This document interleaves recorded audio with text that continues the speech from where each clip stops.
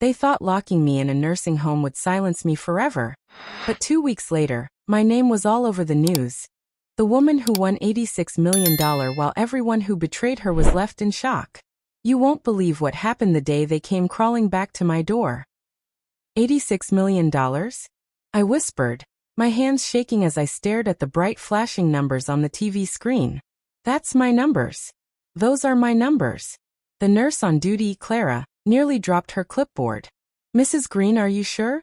She gasped, rushing toward me. I didn't even hear her. My heart pounded so fast it felt like the walls were closing in.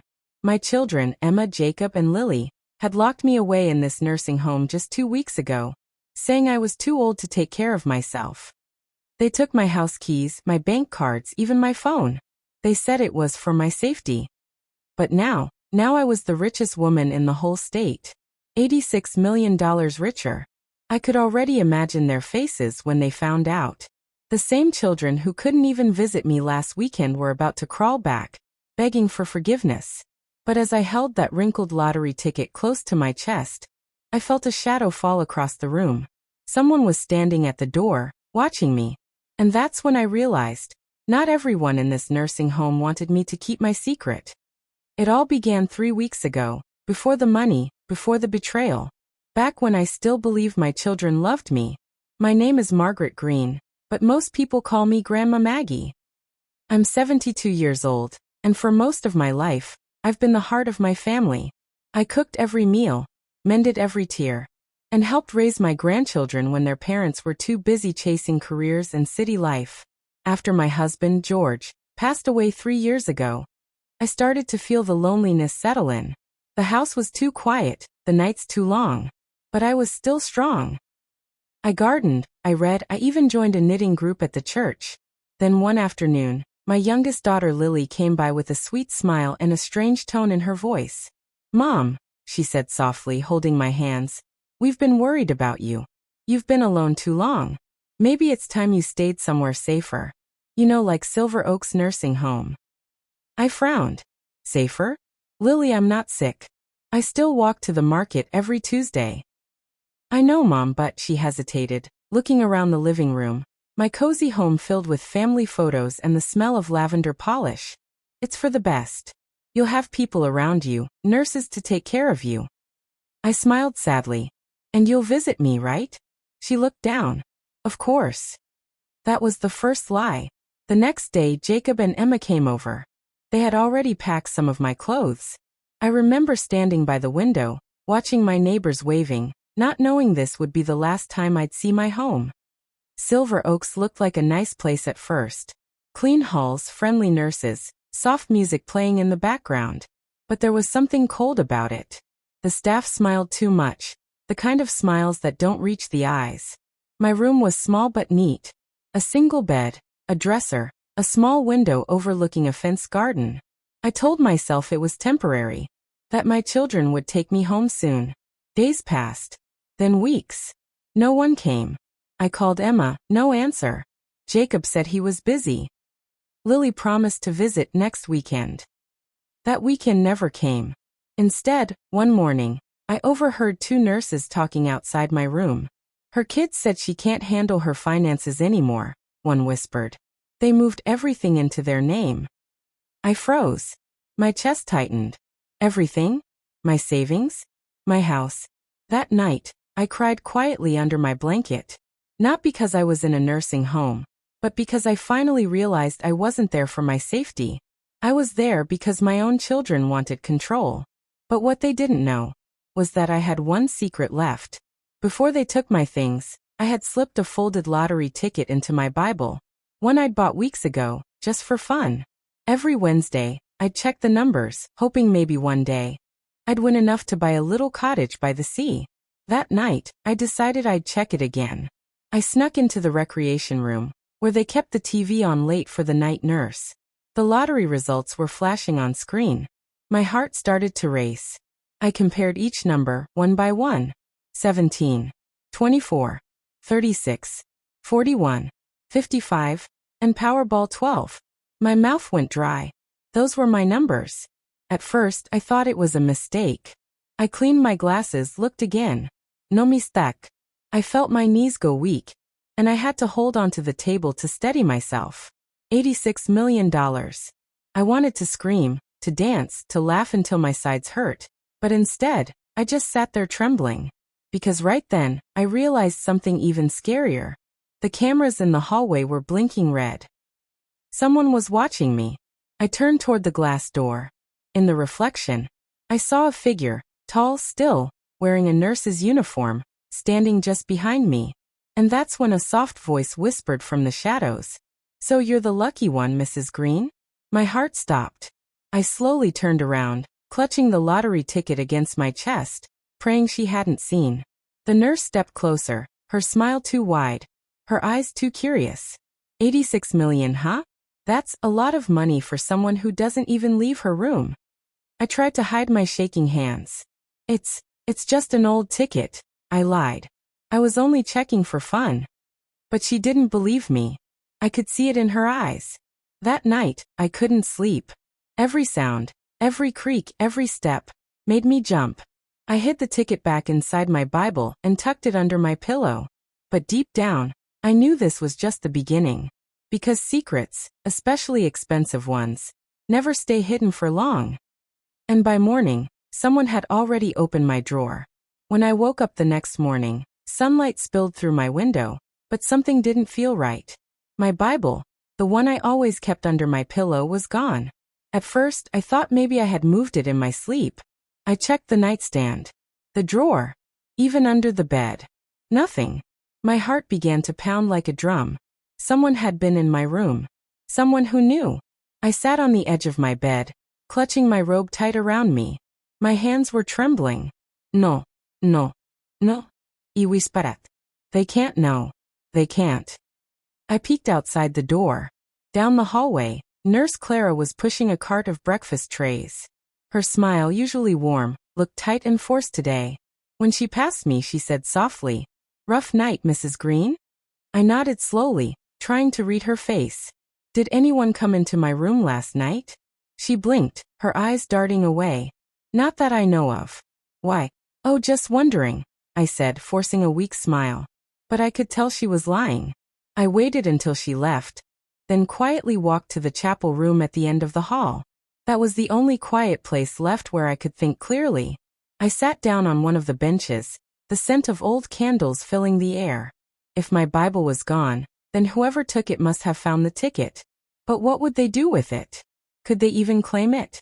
My name wasn't on it, but if they knew, if they told someone. Tears filled my eyes. I wasn't scared of losing the money. I was scared of what people would do for that kind of money. As I sat there praying for guidance, I heard footsteps behind me. I turned, half expecting another nurse. But instead, it was an older man in a gray sweater. He gave me a kind smile. "You're new here, aren't you?" he said. I nodded. 3 weeks. "Name's Harold," he said, sitting beside me. "Been stuck in this place for 2 years now. You get used to it, eventually." There was something gentle about him. The way he spoke, the kindness in his eyes. For the first time in days, I felt a bit safe. "You look troubled," he added. "Something bothering you?" I hesitated. I couldn't tell him everything, not about the ticket. But I needed to say something. "Someone went through my things last night." Harold frowned. "You're not the first. People here talk, you know. Some of the staff, they aren't as honest as they seem." My stomach sank. "You mean they steal?" He nodded. "Last year, old Mrs. Reynolds lost her wedding ring. They said she misplaced it, but we all knew someone took it." I felt cold all over. Just then, a loud knock echoed through the chapel door. It was Nurse Clara. Her expression was serious now. "Mrs. Green, we need to talk." I followed her to her office, my pulse racing. On her desk was my Bible. "I found this in the recreation room," she said. "It must have fallen when you were watching TV last night." I tried to steady my voice. "You're sure that's where you found it?" She nodded, but her eyes flicked to the side, that same nervous twitch from before. "Can I have it back?" I asked. She smiled. "Of course." I took it and held it close, pretending to be calm. But the moment I stepped into the hallway, my knees nearly gave out. I hurried back to my room, shut the door, and opened the Bible. The ticket was still there. I almost collapsed with relief. But then I noticed something strange. A small note had been slipped inside. The paper was new, folded neatly. My hands shook as I opened it. It read, "Money changes people. Be careful who you trust." No name. No signature. Just that single line. For a long time, I sat there staring at the note, my mind spinning. Who wrote it? Was it a warning, or a threat? That evening during dinner, the whispers began. I could hear my name from the next table. "She's the one," a woman muttered. "The one who won the lottery." "How do you know?" Another whispered back. "Someone told me. One of the night staff said she saw her checking the numbers." I froze, the spoon halfway to my mouth. My secret, my last bit of power, was no longer secret. I excused myself quickly and went back to my room. I locked the door and pressed my back against it, breathing fast. How did this happen so fast? One whisper, and now everyone knew. I picked up the phone by my bed and dialed Jacob's number. He didn't answer. Then I tried Emma. No response. Finally, I called Lily. She answered on the second ring. "Mom, why are you calling so late?" "Lily," I whispered, my voice shaking. "Someone here knows about the lottery. I think they're after the ticket. You need to come get me." There was a pause. A long one. Then Lily said slowly, "Mom, are you sure you're not imagining things again? Maybe you just misplaced it." I clenched my jaw. Lily listened to me. "This is serious." But she sighed. "Mom, it's late. We'll talk tomorrow, okay? Get some rest." Click. The line went dead. I stared at the phone in disbelief. They didn't believe me. They never did. Suddenly the lights flickered. Once. Twice. Then the room went dark. My heart skipped. I looked toward the window, and for a split second, I saw movement outside, a silhouette standing by the fence watching. Then came the soft creak of my doorknob turning. Someone was trying to get in. The doorknob rattled again. Slowly this time, careful, deliberate. Someone was trying not to make noise. I froze. My breath caught in my throat. For a moment, the only sound was my heartbeat thundering in my ears. Then came a whisper from behind the door. "Mrs. Green, are you awake?" It was a man's voice. Deep. Calm. But there was something strange about it. Too calm, like someone pretending to be friendly. I didn't answer. I reached under my pillow for the Bible, my only safety, my only secret, and clutched it tight. "Mrs. Green," the voice said again. "It's me, Daniel. The night guard. The power's out. I need to check your room." Daniel. I had seen him once or twice, tall, dark hair, polite smile. But at this hour? And without knocking properly? Something felt wrong. "I'm fine," I called out. "You can come back in the morning." He didn't move. The silence stretched for what felt like forever. Then suddenly the handle turned harder. "Mrs. Green," his voice lowered, almost a growl now. "Open the door." I jumped up and pushed my small chair under the doorknob to jam it. My hands trembled so badly, I could hardly stand. "Go away," I shouted. "Leave me alone." Then came a loud bang. He was hitting the door. I backed away, heart pounding, clutching my Bible like a shield. Just when I thought the door would break, a flashlight beam flickered through the crack at the bottom. And then voices. "Daniel, what are you doing?" It was Nurse Clara's voice, sharp and angry. "Nothing," he said quickly. "She said she needed help." "I heard her yelling," Clara snapped. "Step away from the door." For a moment I couldn't breathe. Then slowly the noise stopped. I heard hurried footsteps fading down the hallway. A few minutes later, Clara unlocked my door with her key. She looked shaken but tried to smile. "Are you okay, Mrs. Green?" I nodded, still trembling. "He was trying to get in. He said he was checking the lights." She sighed. "He's new. I'll report him to the head nurse. You're safe now." But her voice didn't sound sure. When she left, I sat back down on the bed, hugging my Bible. Sleep was impossible. I stayed awake till morning, jumping at every sound. By breakfast time, everyone was whispering again. Daniel didn't come back to work that morning. No one said why. Harold, the old man from the chapel, joined me at the table. You look tired, he said. I nodded. Rough night. He leaned in close. I heard what happened. You need to be careful. People here, they talk too much. And when money's involved, talk turns dangerous. I stared at him. How did you know about the money? He smiled sadly. Everyone knows now. It's all over the building.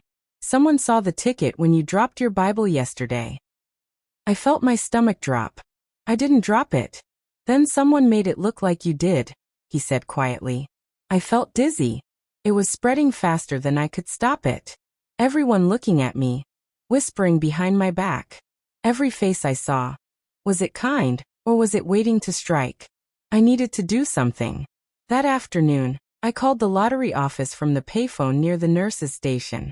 My voice shook as I explained who I was and asked what to do if I had a winning ticket, but couldn't leave the facility. The woman on the phone was polite. Ma'am, you'll need to come in person with ID. We can't process a claim over the phone. In person? I whispered. But I'm not allowed to leave here. I'm sorry, ma'am, she said. That's the only way. When I hung up, I felt trapped, like the walls of Silver Oaks were closing in. That evening, Harold found me again in the garden. The sky was red with sunset, and the air smelled of cut grass. I was thinking, he said softly. Maybe I can help you. My nephew visits every Sunday. He's got a car. We could. He stopped when we heard footsteps behind us. It was Nurse Clara. Her face looked pale, her eyes darting nervously. Mrs. Green, she said. You need to come inside. The head nurse wants to speak with you. Why? I asked. It's about your family. My heart skipped. My children. She nodded. Your daughter is here. I followed her through the halls, my pulse racing. For a moment, I felt a flicker of hope. Maybe Lily had come to take me home. Maybe she finally believed me. We entered the visitor's room. And there she was, Lily sitting stiffly in a chair, her expensive handbag on her lap. Mom, she said quickly, we need to talk. I smiled weakly. I'm so glad you came, sweetheart. I tried calling you. She cut me off. I heard about the lottery. I froze. Who told you? It doesn't matter, she said. What matters is we need to handle this carefully. People could try to take advantage of you. You shouldn't be keeping something like that here. I'm not giving anyone that ticket, I said firmly. She sighed and reached across the table, her tone turning soft, too soft. Mom, please. Just give it to me for safekeeping. I'll hold on to it until things calm down. I stared at her hand, resting on mine. The same daughter who locked me in here was now asking for the one thing she couldn't take. I trusted you once, I whispered. And you left me here. Why should I trust you again? Her smile vanished. Because I'm your daughter, she said coldly. And if you don't, Mom, you'll regret it. For a moment, the room went silent. Her words hung in the air like smoke. Then the head nurse entered, smiling politely. Everything okay in here? Lily stood up, fixing her coat. Yes. We're done. She walked out without another word. I sat there trembling, the echo of her threat still ringing in my ears. When I returned to my room that night, my Bible was gone again. But this time, the window was open.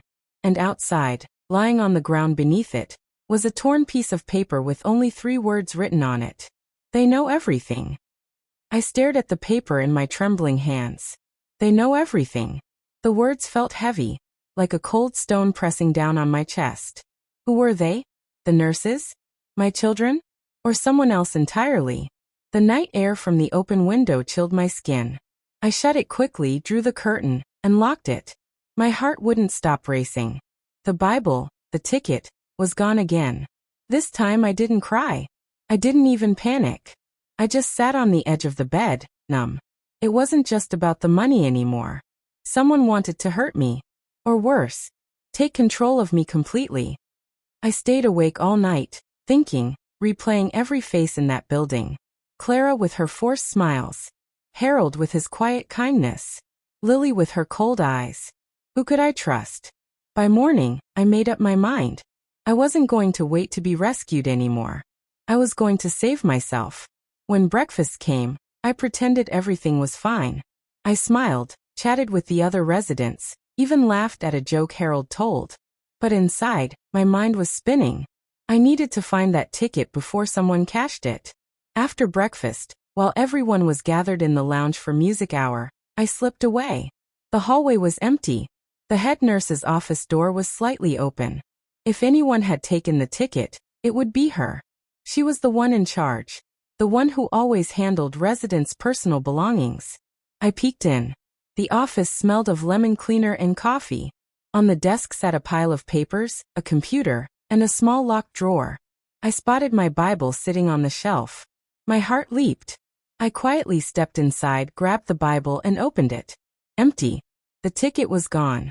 But something else was inside, a photograph. It was an old family picture of me, George, and our 3 children. Someone had written something on the back in red pen. Greed runs in the blood. I gasped, dropping it. My whole body went cold. Suddenly, the office door creaked. I spun around, and there stood Nurse Clara. Her face was pale. "Mrs. Green, what are you doing here?" I was just. She sighed, closed the door behind her, and whispered, "You shouldn't have come here." The way she said it made my blood run cold. "Clara," I stammered. "You know about the ticket, don't you?" She didn't answer right away. Then she stepped closer and whispered, "Yes. But I didn't take it." "Then who did?"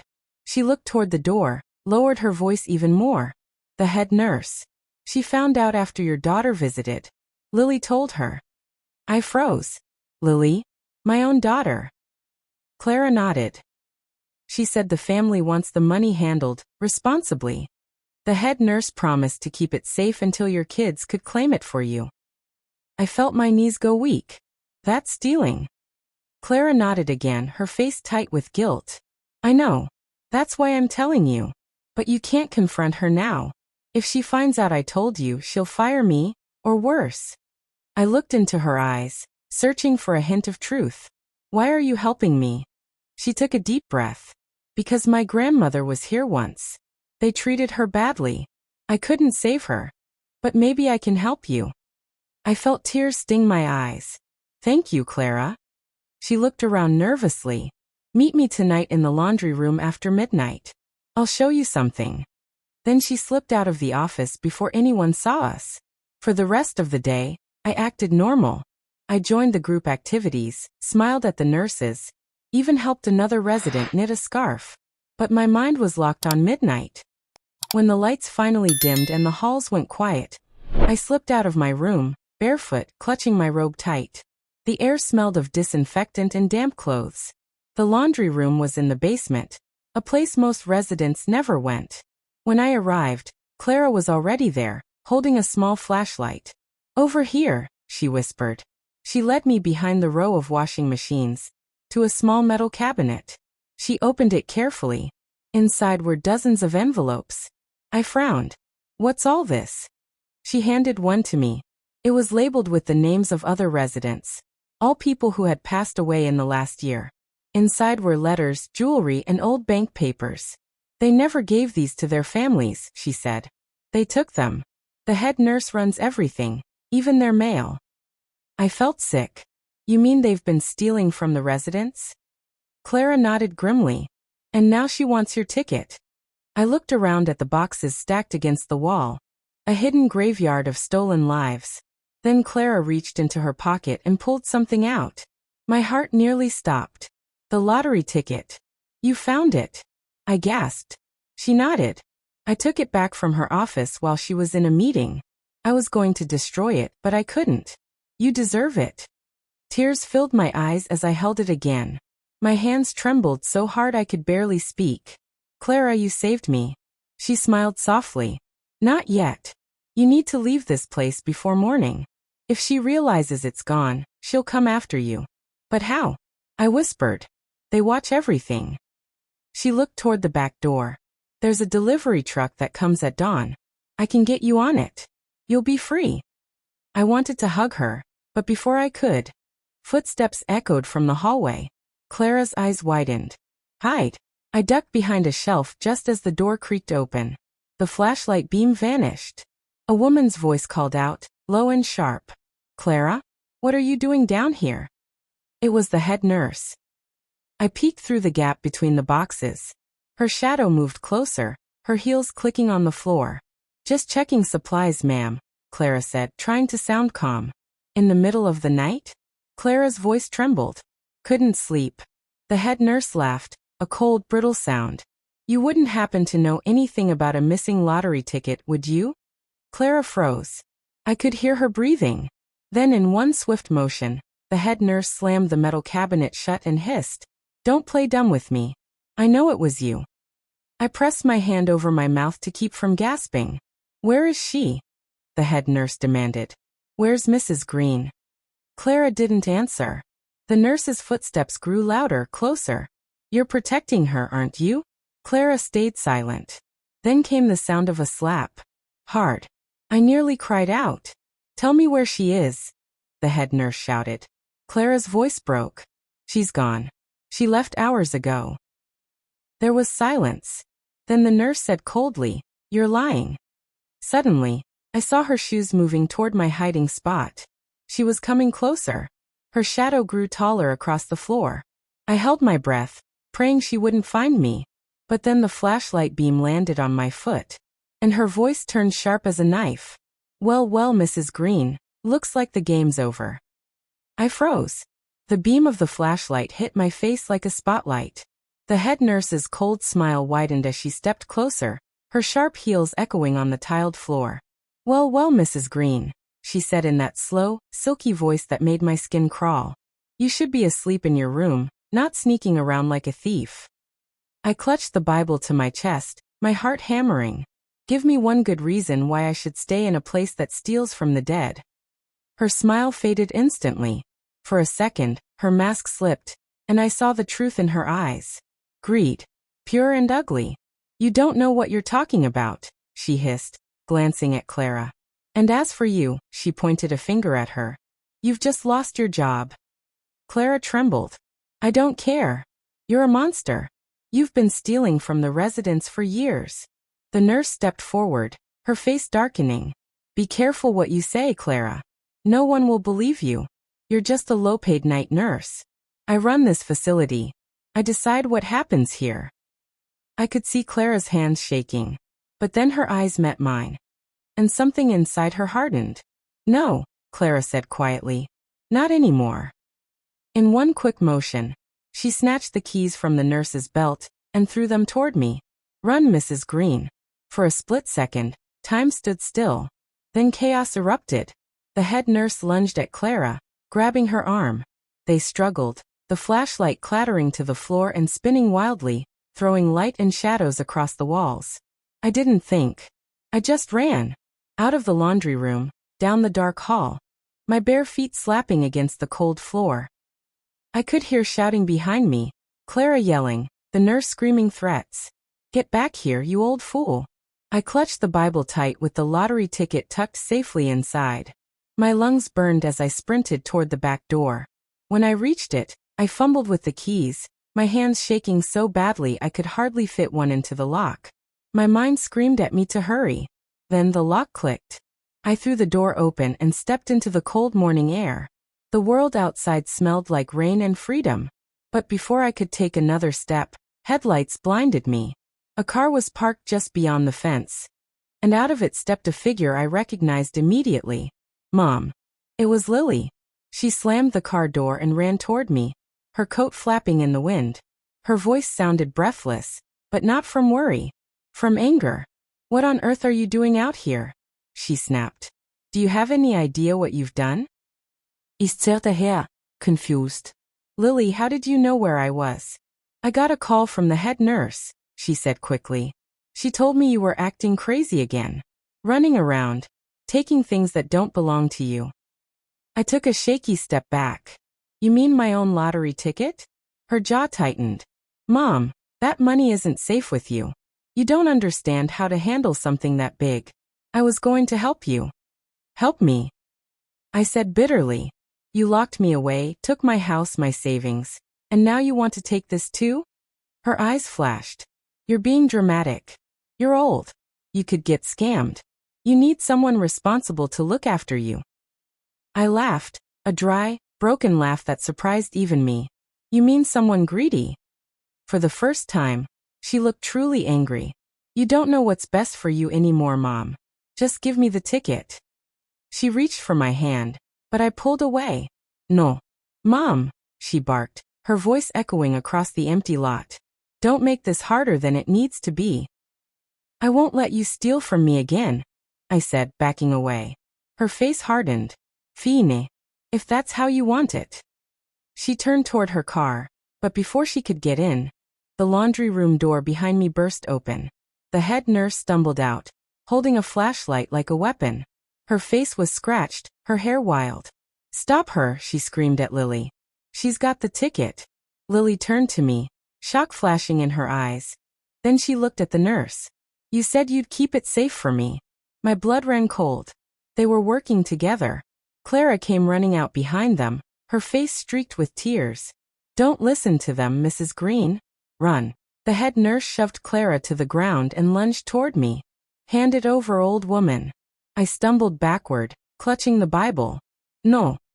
Suddenly, bright headlights swept over all of us. Another vehicle had pulled into the parking lot. A delivery truck. The driver jumped out shouting, Hey, what's going on here? The nurse froze. Lily's face twisted in panic. Without thinking, I turned and ran toward the truck. The driver, a kind-looking man in a brown jacket, caught my arm as I reached him. Wah, Mom. Easy, please, I gasped. You have to get me out of here. They're trying to steal from me. He looked past me, saw the two women arguing by the door and frowned. Hop in, he said firmly. Now. I climbed into the truck, shaking so hard I could barely close the door.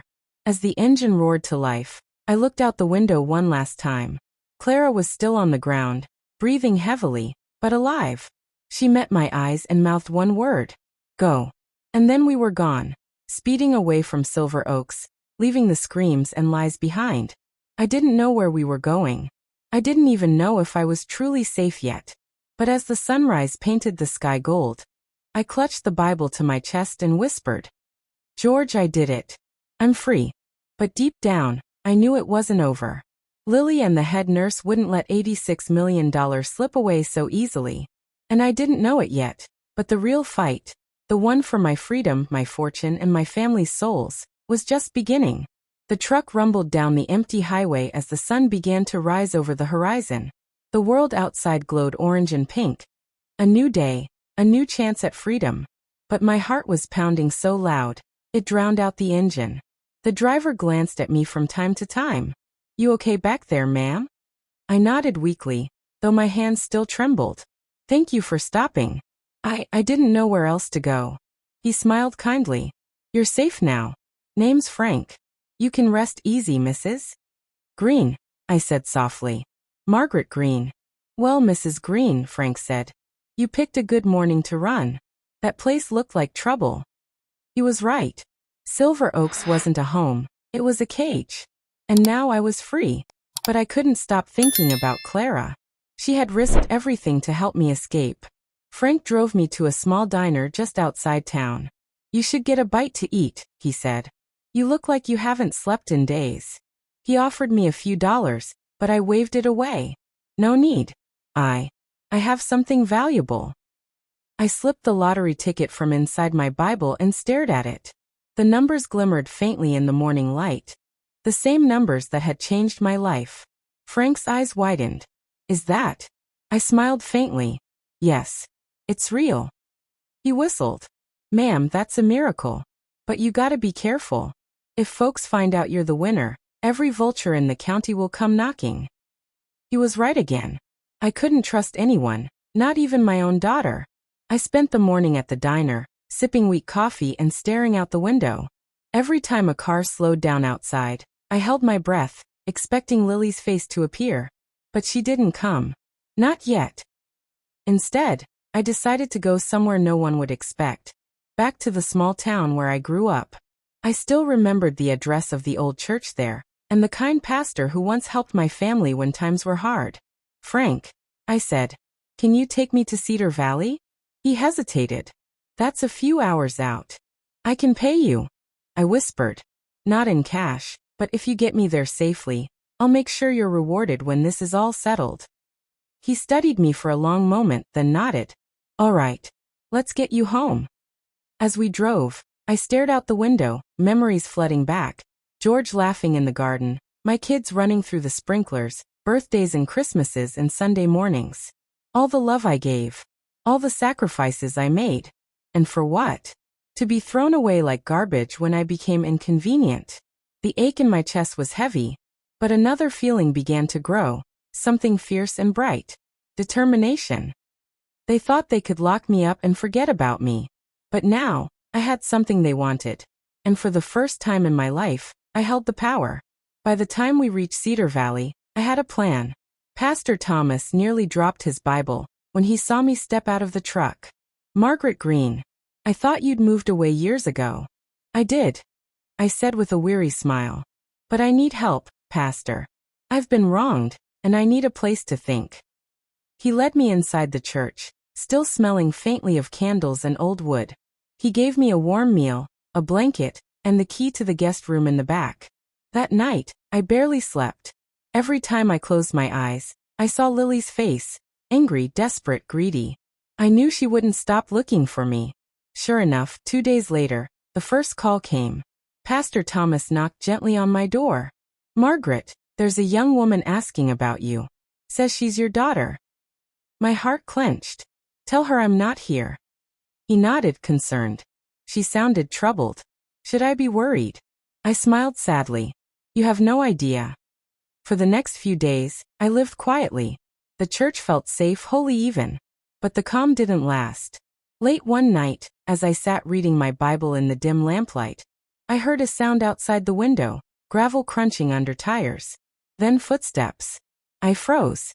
A shadow passed across the curtain. Then a knock. "Mom," a voice called softly. "It's me. Please, open the door." It was Lily. I didn't move. I could hear the tremor in her voice, the fake sweetness dripping from every word. "Mom, I'm sorry for everything," she continued. "I was scared. I didn't know how to take care of you. But we can fix this. Together." Silence. Then more firmly. "Please, Mom. I just want to talk." I stepped to the window and peeked through the curtain. Her car was parked outside, and she wasn't alone. Sitting in the passenger seat was the head nurse. My stomach turned. So that was it. They'd found me. I backed away from the window, heart pounding. Pastor Thomas had already gone home for the night, and the church was empty. I was alone again. The knocking grew louder. "Mom, please." I didn't answer. I grabbed my Bible, slipped the lottery ticket into the inner pocket of my dress, and moved toward the back exit. But just as I reached the door, I heard glass shatter. They were breaking in. I dashed through the hallway, my bare feet silent on the old floorboards. The church was dark except for the faint moonlight streaming through the stained glass. I could hear them calling my name now, their voices echoing through the chapel. "Margaret, don't make this hard," the nurse shouted. "Mom, stop running," Lily added. "You'll hurt yourself." I ran faster, toward the storage room that led to the back garden. My hands fumbled with the lock, but it wouldn't turn. My heart thundered so loud I could hardly think. Suddenly, a hand grabbed my shoulder. I screamed. "Mom." Lily's face was inches from mine, her eyes wild. "Give me the ticket and I'll let you go. I promise." She tried to wrestle the Bible from my hands, but I held on tight. "You're not my daughter anymore," I spat. "You're a stranger." The head nurse appeared behind her, holding something metallic, a small knife glinting in the dark. "Enough games," she snarled. "Hand it over, or I'll take it off her cold body." I gasped. "You wouldn't." But she took a step closer. Then, the sound of a siren pierced the air. Red and blue lights flashed outside the stained glass windows. Lily's face turned pale. "The police." The head nurse cursed. "You called them?" I smiled weakly. "No, but I told the pastor if I ever disappeared again he should call for help." They both froze, unsure what to do. Then, before I could react, the head nurse bolted for the side door, disappearing into the night. Lily stood trembling, tears streaming down her cheeks. "Mom, please," she whispered. "I didn't mean for it to go this far." I looked at her, the little girl I once cradled in my arms, and felt both anger and heartbreak twist inside me. You chose money over love, Lily, I said quietly. And that's something no amount of begging can fix. The door burst open, and officers rushed in, flashlights sweeping the room. One of them pulled Lily aside while another helped me to a chair. Are you Mrs. Margaret Green? An officer asked. Yes, I breathed, clutching the Bible. And I have proof that they've been trying to steal from me. He nodded firmly. We'll take it from here, ma'am. As they led Lily away, she looked back at me, eyes full of regret. I'm sorry, Mom. Tears welled up, but I didn't answer. I just closed my eyes and whispered a prayer. That night, as the sirens faded and dawn began to rise once more, I sat alone in the church pew, holding the winning ticket. For the first time, I felt at peace. George always said, the heart of a mother forgives, but never forgets. And now I understood what he meant. A month later, my story was everywhere. Newspapers, radio, TV. The woman who escaped a nursing home and won $86 million.